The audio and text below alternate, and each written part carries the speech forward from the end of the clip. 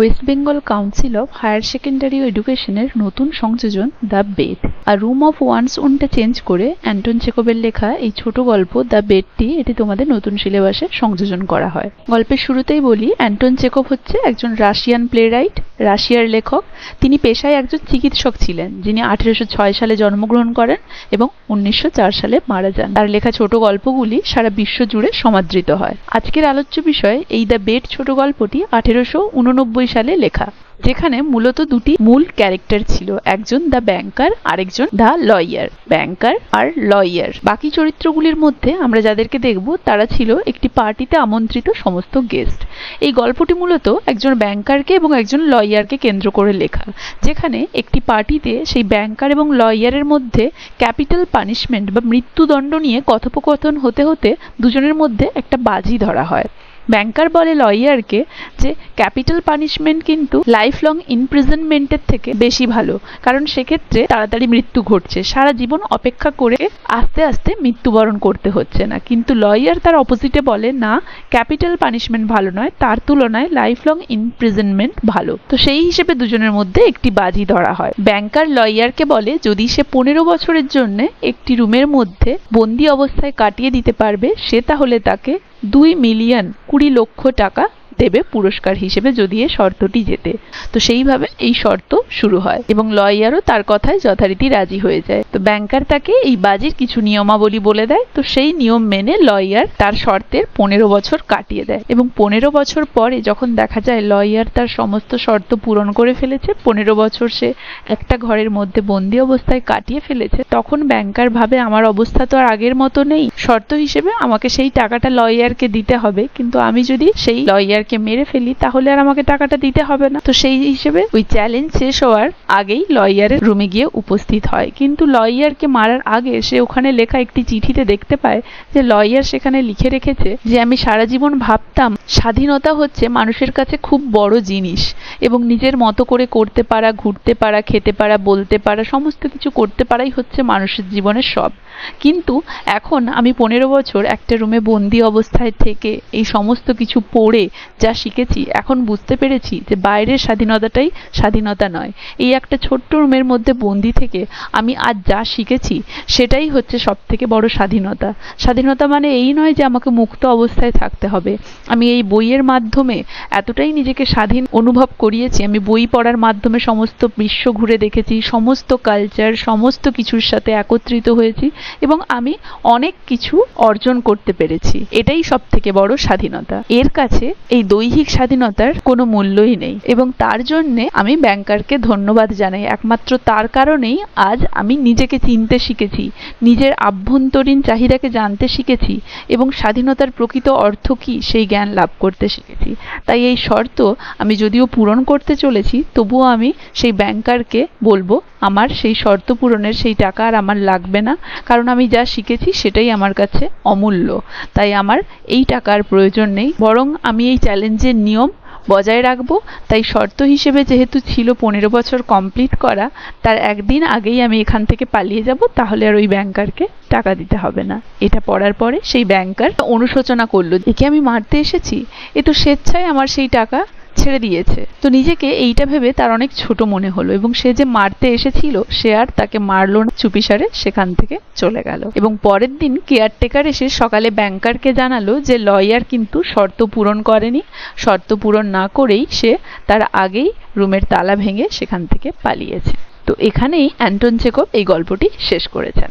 দেখো, line by line টেক্সটে যাওয়ার আগে আমি বলবো সমস্ত গল্পটা একটা ভিডিওতে বা দুটো ভিডিওতে কভার করতে গেলে অনেকটা বড় দাঁড়িয়ে যাবে। তাই আমি আগের মতো বড় কিছু হলে যেমন ছোট ছোট পার্ট করে সুন্দরভাবে বোঝাই, এই গল্পটিও তেমন অনেকগুলো পার্টে ভাগ করেছি। প্রত্যেকটা পার্ট সবাই মন দিয়ে এবং সময় করে দেখবে, তাহলে কারো কোথাও বুঝতে অসুবিধা হবে না। তো দেখো, দ্য বেড, বেড মানে হচ্ছে শর্ত বা চ্যালেঞ্জ, কারোর সাথে কেউ বাজি ধরলে আমরা সেটাকে বেড বলি, by Anton Chekhov. It was a dark autumn night. The old banker was pacing from corner to corner of his study. তাহলে বলছে এটা অটামের একটা ডার্ক নাইট এবং একজন ওল্ড ব্যাংকার, দেখো ব্যাংকারকে প্রথমেই আমরা পেয়ে গেছি, আমরা জানতাম গল্পের চরিত্রগুলোর মধ্যে দুজন মুখ্য চরিত্র ছিল ব্যাংকার এবং লয়ার। তো সেই ব্যাংকার কি করছে, তার স্টাডি রুমের মধ্যে পাইচারি করছে, পেশিং মানে পদার্পণ করা, from one corner to corner মানে এক কোণা থেকে স্টাডি রুমের আরেক কোণায় সে পাইচারি করছে। রিকলিং টু হিজ মাইন্ড, এবং সে কিছু মনে করছে, তার মাথায় কিছু রিকল করার চেষ্টা করছে, স্মরণ করার চেষ্টা করছে। দ্য পার্টি, তাহলে কি স্মরণ করার চেষ্টা করছে, the party he gave in autumn 15 years before, একটা পার্টির কথা সে স্মরণ করার চেষ্টা করছে তার মাইন্ডে, যেটা সে দিয়েছিল একটা অটামে মানে একটা শরৎকালে আজ থেকে 15 বছর আগে। তাহলে বোঝা গেল যে একটা অটাম নাইটে সেই ব্যাংকার তার স্টাডি রুমের মধ্যে এক কোণা থেকে অন্য কোণায় পাইচারি করছে এবং সেই দিনটির কথা মনে করছে যে আজ থেকে 15 বছর আগে একটা অটামে সে একটা পার্টি থ্রো করেছিল। There were many clever people at the party, তো সেই পার্টিতে অনেক চালাক মানুষ এসেছিল। অ্যান্ড মাচ ইন্টারেস্টিং কনভারসেশন, এবং অনেক আকর্ষণীয় কথোপকথন হয়েছিল সেখানে। They talked among other things of capital punishment, তো তারা সেই পার্টিতে যারা যারা এসেছিল, কারণ সেই পার্টিতে অনেক বিজ্ঞজনেরা এসেছিল, অনেক বুদ্ধিমত্তাযুক্ত লোক এসেছিল, ক্লেভার পিপল মানে শিক্ষিত বুদ্ধিমত্তাযুক্ত লোকেদের কথা বলা হয়েছে। তো তারা বিভিন্ন বিষয় নিয়ে আলোচনা করছিল এবং তাদের ওই বিভিন্ন বিষয়ের মধ্যে একটা ছিল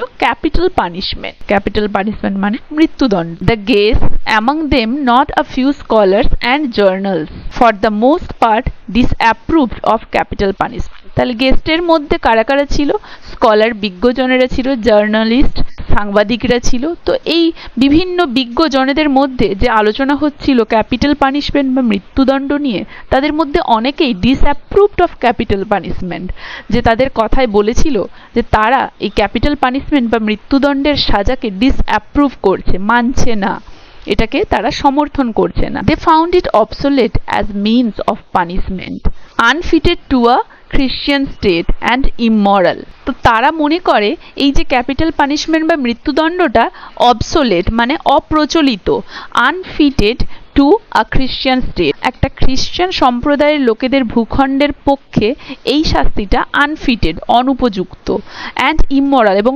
অনৈতিকও।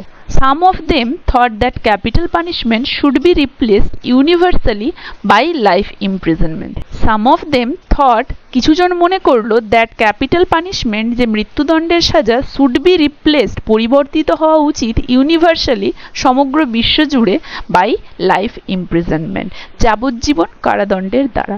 তাহলে কিছুজন বলল যে ক্যাপিটাল পানিশমেন্ট বা মৃত্যুদণ্ডের সাজাটা বরং চেঞ্জ করে সে জায়গায় যাবজ্জীবন কারাদণ্ড করা উচিত সমগ্র বিশ্ব জুড়ে। I don't agree with you said the host. Host মানে দেখো পার্টি যখন আয়োজন করা হয় তখন যাদেরকে ইনভাইট করা হয় তারা হচ্ছে গেস্ট এবং যে সেটার আয়োজন করে সে হচ্ছে হোস্ট। তাহলে কার পার্টি ছিল এটা, কে মনে করেছিল পার্টিটার কথা?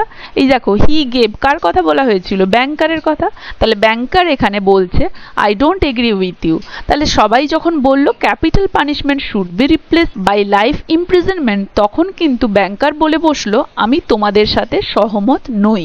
I myself have experience neither capital punishment nor life imprisonment, but if one may জাজ a priori, then in my opinion capital punishment is more moral and more human than imprisonment. তো ব্যাংকার এখানে বলে বসলো যে যদি আমার কথা বলো মৃত্যুদণ্ডের সাজা বা যাবজ্জীবনের সাজা তুলনা করে কোনটাকে বেশি প্রায়োরিটি দেব, তাহলে আমার মতামত হবে মৃত্যুদণ্ডের সাজা বরং বেশি নৈতিক এবং মোর হিউম্যান দ্যান ইমপ্রিজনমেন্ট যাবজ্জীবন কারাদণ্ডের তুলনায়। এক্সিকিউশন কিলস ইনস্ট্যান্টলি, কারণ ফাঁসি মানুষকে তৎক্ষণাৎ মেরে ফেলে।